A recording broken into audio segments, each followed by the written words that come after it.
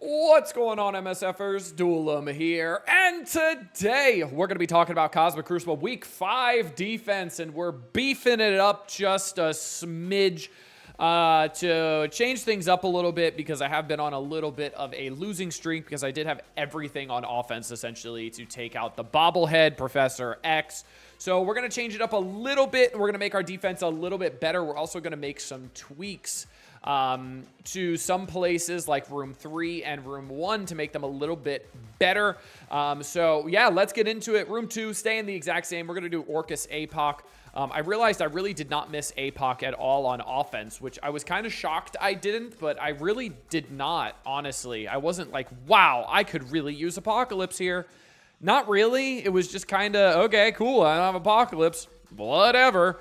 And he actually did get me a win on defense in round number 3 as well when somebody tried Night Stalkers in here.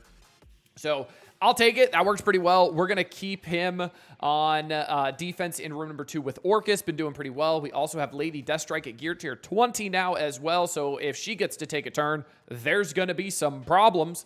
You could also do this room in room number 6. That would absolutely be a viable option because Scientist Supreme will take that pre-taunt off of... Man-Thing if they're using Night Stalkers in here because of the room rules, which I might end up doing, and then it makes it so that Blade can't use the ult on APOC and one-shot him, essentially. So potentially causing some problems there. I might end up switching that up. We'll talk about that towards the end. Since we're talking about room number 6, we're going to do Annihilator Sus with Nightcrawler. And this is going to take a pretty beefy team in here. This is either going to take like a Cabal with a pre-taunt to soak up the stun from Nightcrawler, or it's going to take something else that stops turn meter. Obviously, like Illuminati could do really well here. Or what they can do is use the new 4-piece Accursed because Hood is coming out, or he's actually out now. You're seeing this on Friday. He's coming out today on Thursday. So the 4-piece Accursed with the reworks, if you have Helverine and Hood, stop turn meter, stop speed stat, stop speed up on spawn. They stop a lot of things. So they should be able to do pretty well here.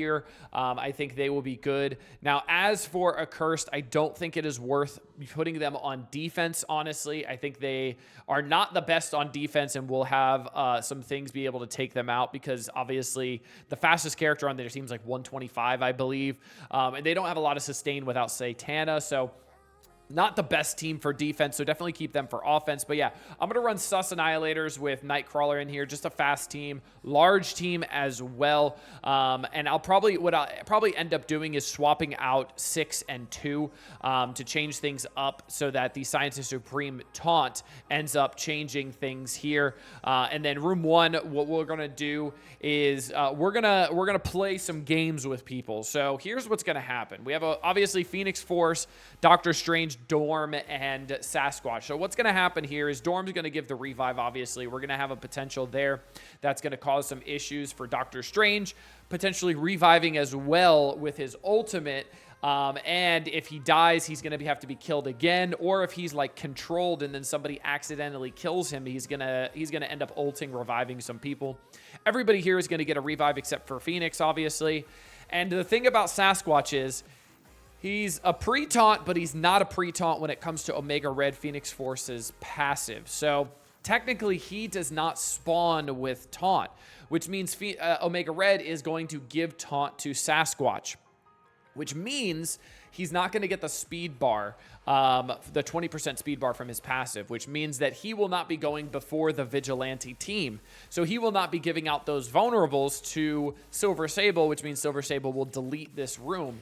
Does not happen here. So Vigilante does not work here at all. So it's kind of a trap for Vigilante. So it makes this room a little bit more annoying. And then it's just kind of the hide the pickle with a revive and the passive revive chance from Dormammu and then the active revive chance from Doctor Strange, just keeping Omega Red alive. Gear tier 20, hopefully going to do some things. We'd love to see it. So that's the thoughts behind that room. Room number let's go to room number 5 because it's not changing. Thunderbolts, they're going to continue getting slapped, but unfortunately, I don't really think think there's anything better to put in here. We could talk about that at the end. Maybe we can come up with something a little bit better and just treat it like a blank room. But unfortunately, I want to keep Mephisto, Null, some other big hitters on offense to be able to take out Professor X still, so we don't have any sort of issues when it comes to that. So Thunderbolts are going to stay in 5 for right now. They're getting a little bit beefier. We do have 5 stars on Hyperion. I think we're almost at 4 stars, or we have 4 stars on Hyperion, sorry.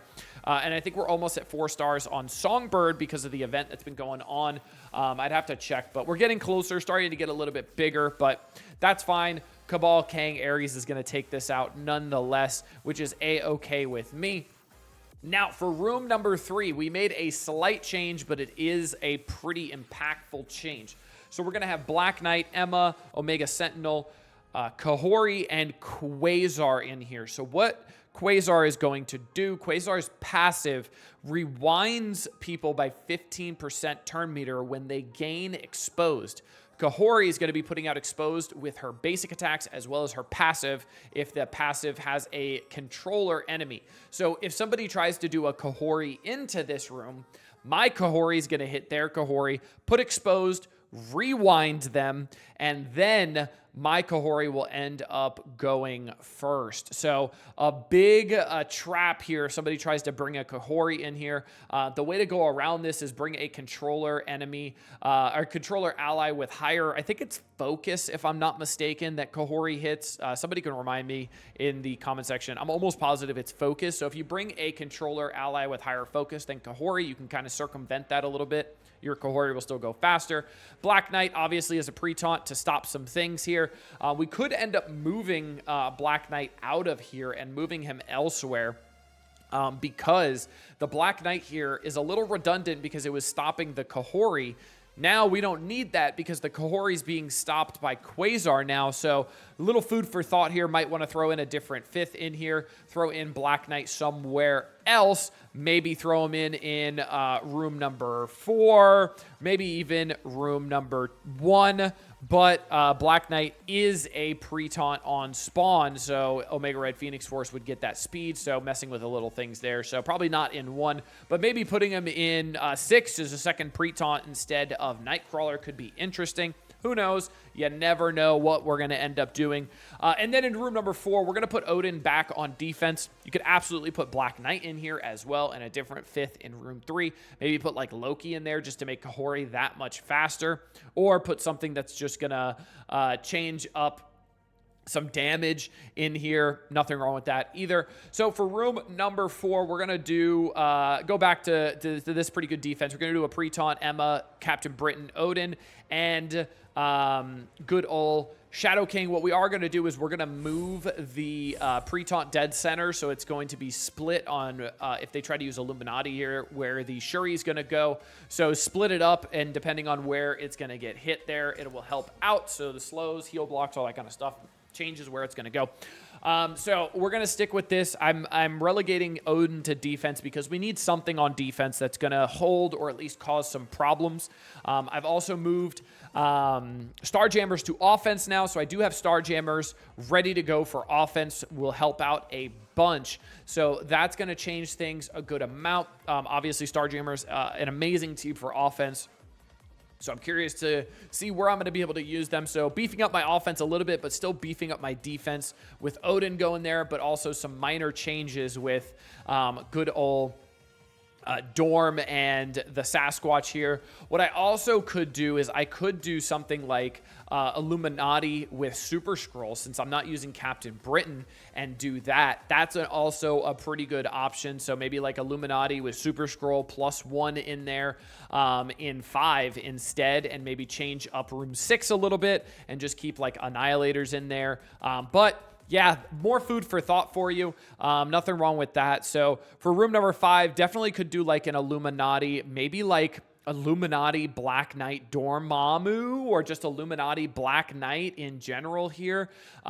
So messing with the Old Man Logan composition here could be interesting because, like I said, Black Knight in 3 might not be needed anymore because you already have the Kahori stopper in Quasar. with the exposed going out there. So, and a lot of people are putting Kahori in room 3 on defense anyway, so nothing wrong with that at all. So food for thought for you guys. Let me know what you guys think. And until next time, this has been Duel 'em. Later, MSFers.